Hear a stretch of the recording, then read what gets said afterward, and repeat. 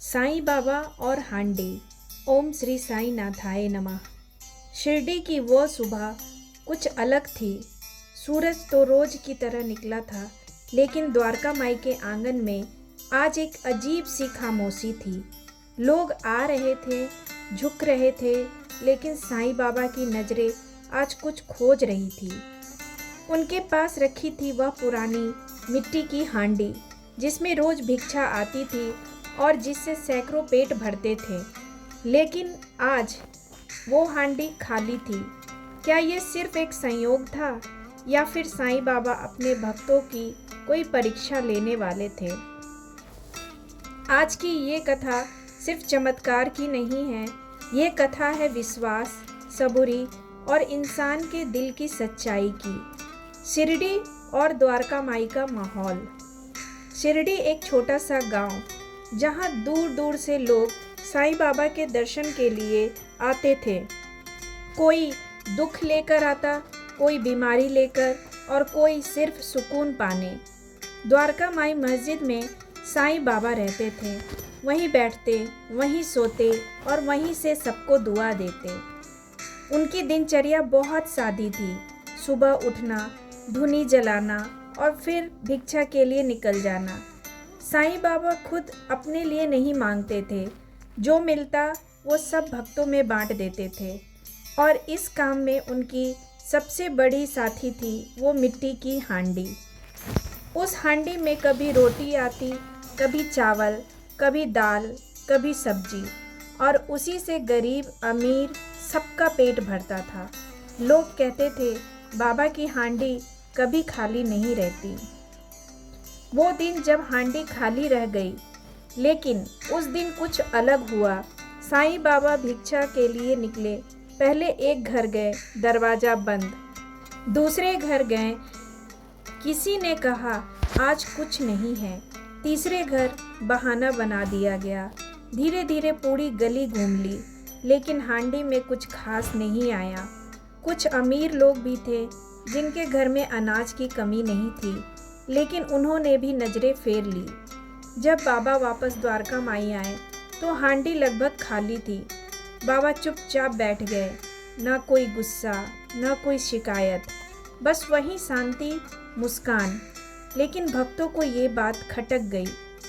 एक ने पूछा, बाबा आज हांडी खाली कैसे रह गई? बाबा ने बस इतना कहा, आज दिलों की हांडी खाली थी। गरीब भक्त की आगमन। उसी भीड़ में एक गरीब भक्त खड़ा था। उसके कपड़े पुराने थे, चेहरे पर थकान थी, लेकिन आंखों में विश्वास चमक रहा था। उसने आगे बढ़कर कहा, बाबा मेरे पास देने को ज़्यादा कुछ नहीं है, बस थोड़े से चावल है, पर वो आपके हैं। वो आपने अपने घर गया और एक छोटी सी पोटली लेकर आया और हांडी में डाल दी। कुछ लोग हंसने लगे, इतने से क्या होगा, इससे कितनों का पेट भरेगा। लेकिन साईं बाबा मुस्कुराए और बोले, प्रेम से दिया गया थोड़ा, घमंड से दिए गए बहुत से ज़्यादा होता है। चमत्कार। भोजन बनने लगा और एक एक करके लोग बैठने लगे। पहले 10 लोग खाएं, फिर 20, फिर 50।